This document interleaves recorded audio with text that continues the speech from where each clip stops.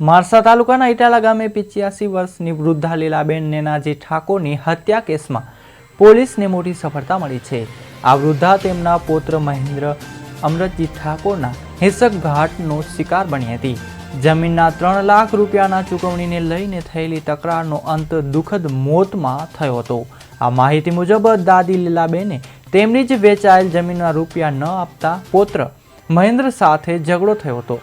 આ ઝઘડામાં મહેન્દ્રએ દાદીને ગળદ માર માર્યો હતો અને તેમની નિર્મમ હત્યા કરી ઘટના સ્થળ પરથી ફરાર થઈ ગયો હતો। તેની દાદીના પગમાં પહેરેલી ચાંદીની સેરીઓ પણ છીનવી લઈ ગયો હતો। આરોપી કેવળ પૈસાની લાલચમાં પોતાના નાતાની લાજ ભૂલી ગયો હતો। લીલાબેનની દીકરી ભીખીબેન ઠાકોરે કલોલ તાલુકા પોલીસ સ્ટેશન ફરિયાદ નોંધાવી હતી। આ ફરિયાદ બાદ પોલીસે હત્યાનો ગુનો નોંધી આરોપીને ઝડપી પાડવા માટે ચક્રો ગતિમાન કર્યો હતો। આ કડક તપાસ અને શોધખોળ બાદ આખરે કલોલ તાલુકા પોલીસ ટીમે આરોપી મહેન્દ્ર ઠાકોરને ઝડપી લઈ જેલના સળિયા પાછળ ધકેલી દીધો છે।